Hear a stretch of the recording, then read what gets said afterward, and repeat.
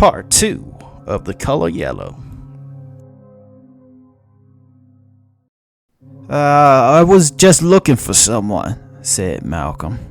The group leader's face darkened as if he had already had an idea who the person might be and was saddened by the thought. Who are you looking for? I don't know his name, but he gave me this, Malcolm said while he handed him a crumpled card. The group leader dropped the card as if that small piece of paper were a weight. One of the group members saw the card and broke down crying. Should I go? Malcolm said, sensing he was causing tension. Through sniffles, the group leader composed himself. No. Pete would have wanted that. You must have needed our help if he gave you this. How fucked up are you? Asked a man with a dirty shirt and beard. Come on, said the group leader, as if he knew not to ask him such a question. Malcolm answered him anyways, regardless if he was being inappropriate or not. I couldn't even see. Look, I should go, man. I can see you're going through some shit right now. No. If he gave you that, then that was the last thing he did, and now we have to help you, the bearded man explained. Malcolm got a flash of something that happened the night before, of the yellow thing that dropped from the sky, that he assumed was a hallucination. What happened to Pete? Malcolm said, stuttering to recall their friend's name. The group leader looked around, but the man in the beard blurted out, He got fucking ripped apart.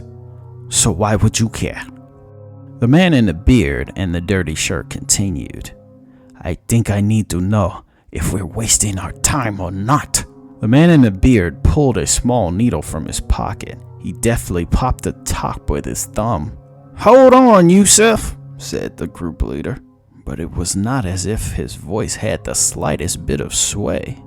The bearded man, Yusuf, pricked his thumb and let a few drops of blood dribble onto the floor. Malcolm visibly began to shake, even more so than he already was.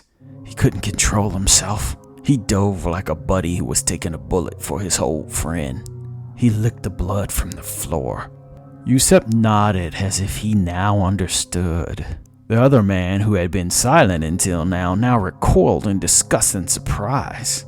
The group leader stood up and said instantly, We should pick this up tomorrow, while looking at Yusuf sternly. Malcolm curled into a ball. If shame was deadly, he would have died of it here and now. The group leader embraced the others in a group hug. He walked the man to the door that seemed the most taken aback. Everyone motioned to the charred black door.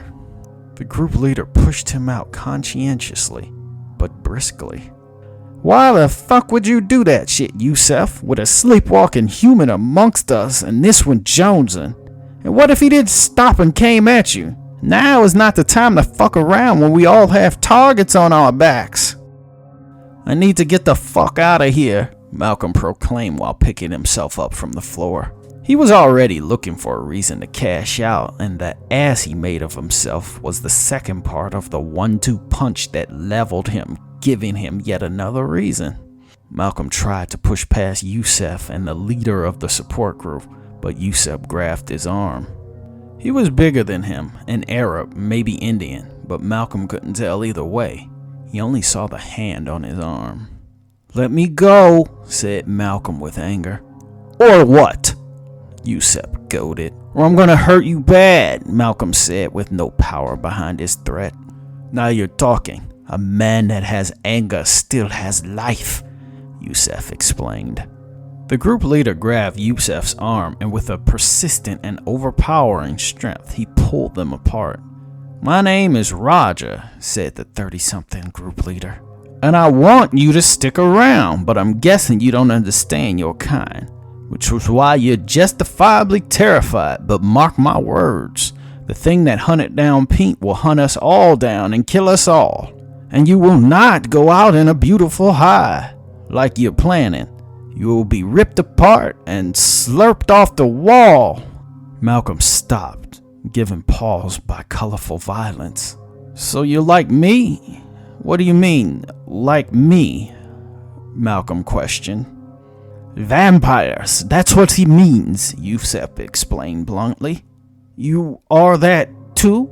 Malcolm asked. These support groups, well, they're not just for drugs. We are stricken by a disease, and without careful management, we could be a danger to ourselves and others. Most of our kind die very early on from loss of control. You'll be just one more, said Roger.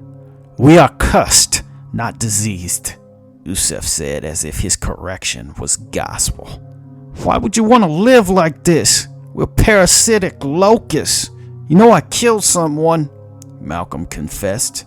Just one, replied Yusef. I killed quite a few before I hated myself, and as much as I still do, I do not as much. We give each other strength, and if you can't live for yourself, you can at least live for something greater than yourself, Roger explained. Malcolm kept walking. And if you can't live for something greater than yourself, do it to not be ripped apart by the beast that stalks us, said Yusef, letting the introduction of fear outweigh his distrust. Maybe that's God's plan. If God wants me to die, then maybe that's how I should die, Malcolm said.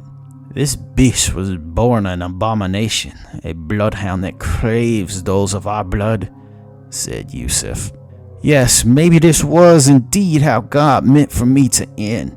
Good luck, for whatever that's worth, Malcolm said while walking off into the night.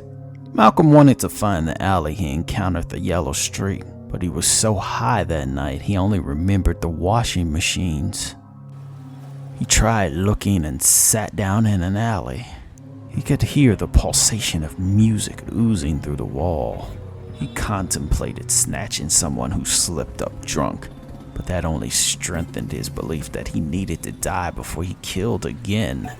There were a multitude of posters lining the threshold of the back entrance. One poster was endorsing Chuck Reitman's television show. He chuckled. A newsman was sitting next to rock stars. Well, maybe he was one too. What did he know? After the Blitz, he was the most recognizable face on television because of his coverage. A woman clumsily stumbled through the back exit. She wore a scarf with an animal design, a necklace that was an old skeleton key, and platform boots that had kittens with X's over their eyes. At first, she appeared to be clueless and klutzy until she looked directly at Malcolm, who could have passed for scenery, sitting amongst the city's garbage. Hello there, she said with an upbeat voice. Malcolm shook like a wet dog, and the only reason he didn't tackle this woman and rip out her jugular was because she addressed him with sincerity. The woman kneeled down. Her neck was nearly at his head level. It was as if she was tempting him to strike.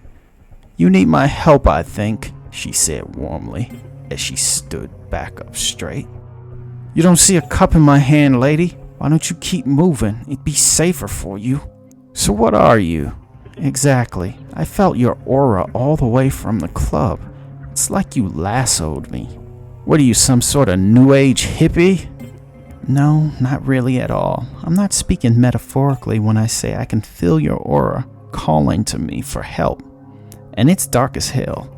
You have the aura of something half alive and half dead. But that doesn't even factor in right now.